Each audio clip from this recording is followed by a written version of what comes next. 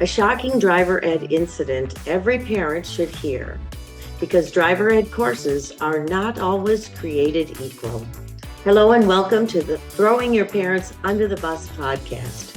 Today's episode dives into a troubling incident that happened to one of our driver education students, an incident that raises serious questions about the quality and safety of some driver ed courses. So with us today, veteran crash investigator and driver safety Mike Pehl joins us to share the critical questions parents and teens should ask before choosing a driver education course. But first, we're going to ask Natasha Johnson why this story needs to be told and why it matters for families everywhere. Natasha? Yeah, thank you. So I received a voicemail from I would say, distraught parent. And what the voicemail said was they had behind the wheel with someone else today who was extremely inappropriate and very troubling, and they need to speak to you. Now, before we get into it, Mike, I just want to say that I'm so glad that she felt safe enough to reach out to us and ask for advice on this. And I think that is awesome. But take it away, Mike. Okay. Yeah, because we do so many online classrooms and we cannot do the behind the wheel. We try and find the right people for our people. Um, and we can't interview every school's driving instructor. And I always try and find um, good Christian owners of schools that usually tells you what their instructors are going to be.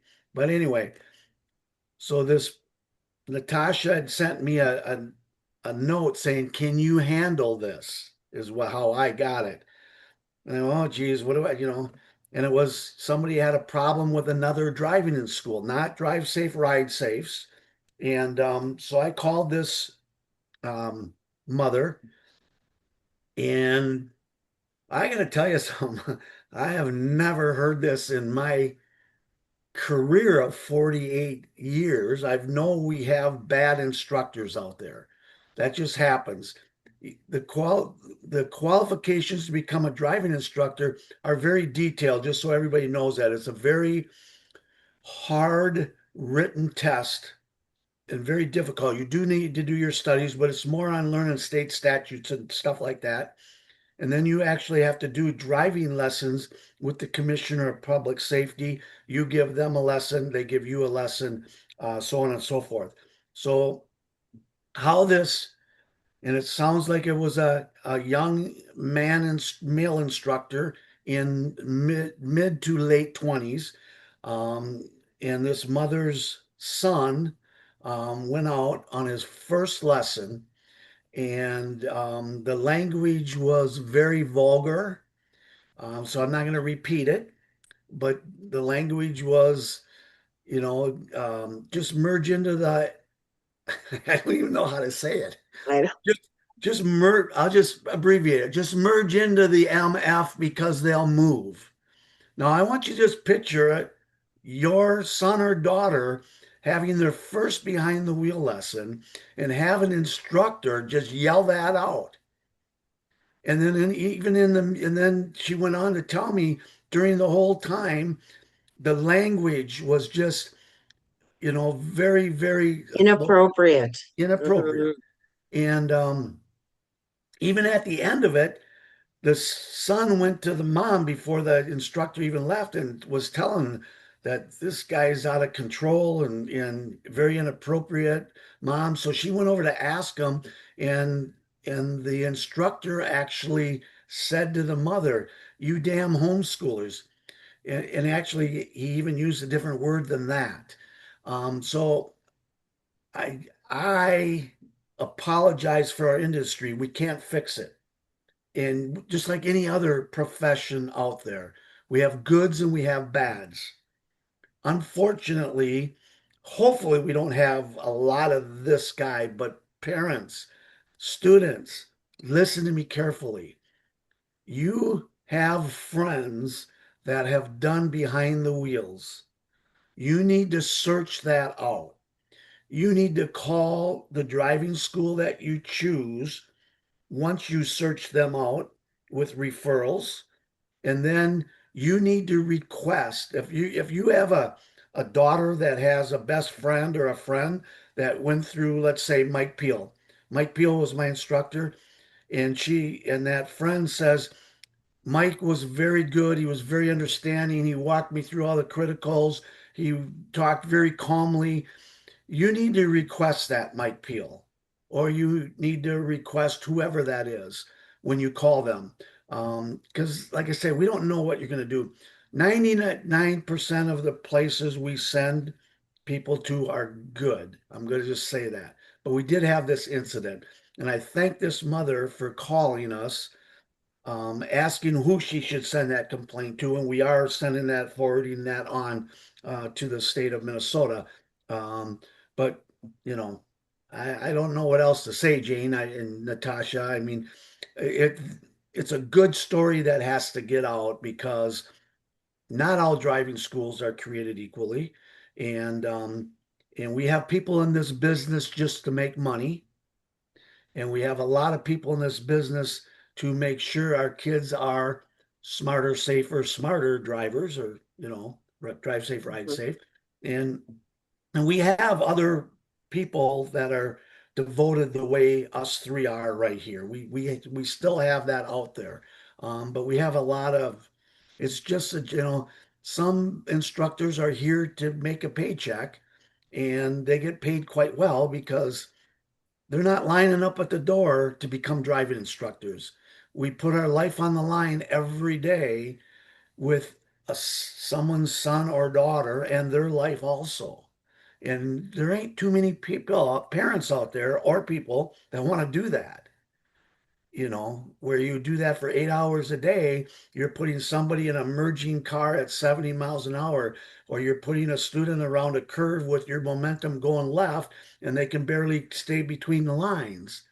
So it does take a different breed to do that, but we can't have this in the industry. So, Right. Well, Mike, um, what are like three questions or something, the key questions for them to ask, not only for behind the wheel, but also courses, that when they're looking for something, what sometimes you don't know what you don't know. So what kind of questions do they really need to, you know, make sure that they get answers to before they sign up?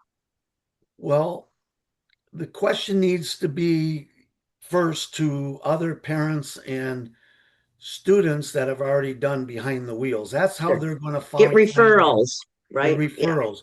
Mhm. Because if you call a driving school and say, my son or daughter is very timid and I need a good instructor, of course they're going to say, we have that.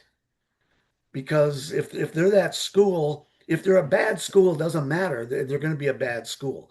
So I would say the number one thing you need to do is do your research, classroom, and you know if that course offers classroom and behind the wheel instruction, then you should have it.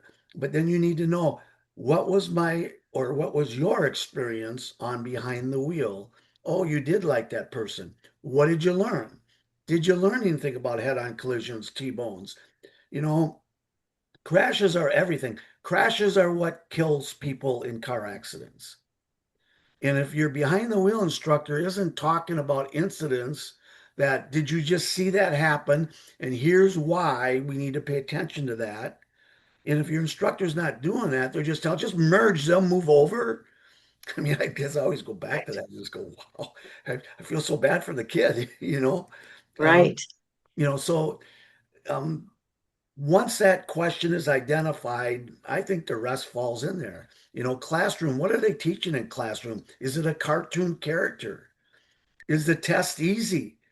Because if we're doing driver's ed to become where we don't have to spend money on it, like I remember the old days, it was driver's ed in a box for $29.99, taught you nothing.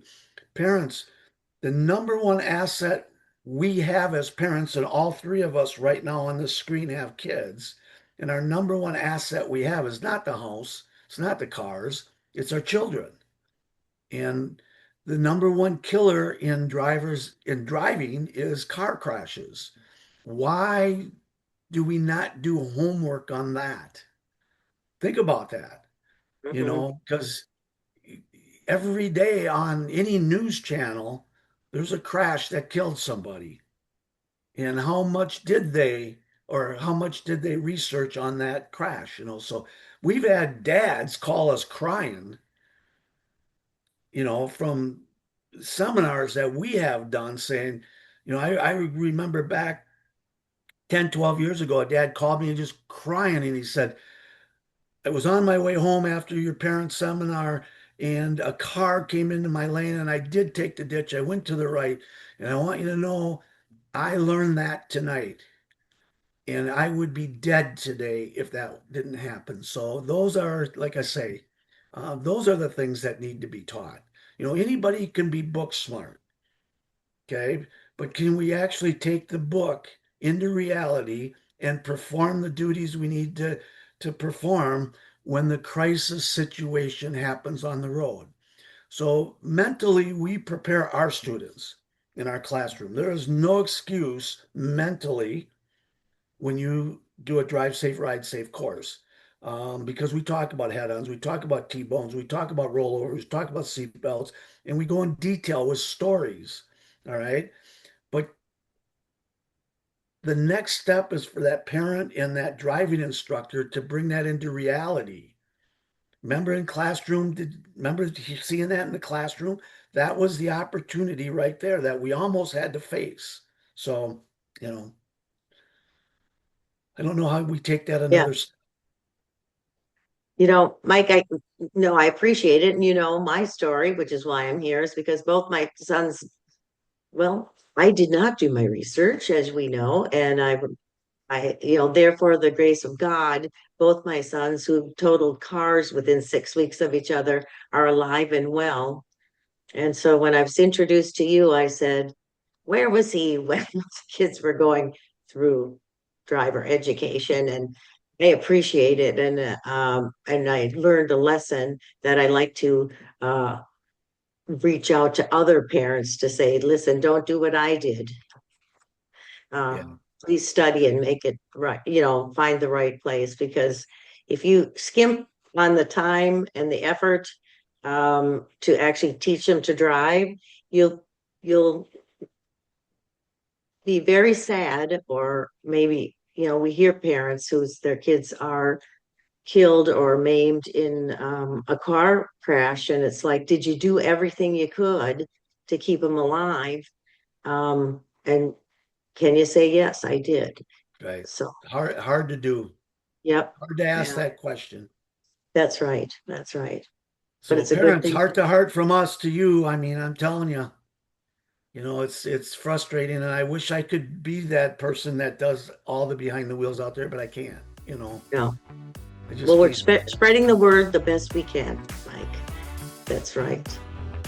So that's great. Well, you know what? Is that it for today's episode? Because seems like it's a little downer, but really it's just something for parents to understand that it is very important to know who's teaching your children. And if you learned something here today, don't keep it to yourself. Share this episode with your friends and family, especially the parents of teens entering the driver ed program. And you can catch all of our episodes if you go to YouTube at Drive Safe, Ride Safe 1, which is the number, not the name. And you can hit subscribe. It's free, and you'll be the first to know when a new episode drops. And of course, if you got a question or a story of your own or a topic you want us to tackle, email us at drivesaferidesafe@gmail.com. We actually read them, and we send you a message, and your message might even spark our next episode. I'm Jane Ubel, and this has been Throwing Your Parents Under the Bus. I want you to remember, check out the driver ed program before you buy it. And remember to always Drive safe. Ride safe. .com. Bye, everyone.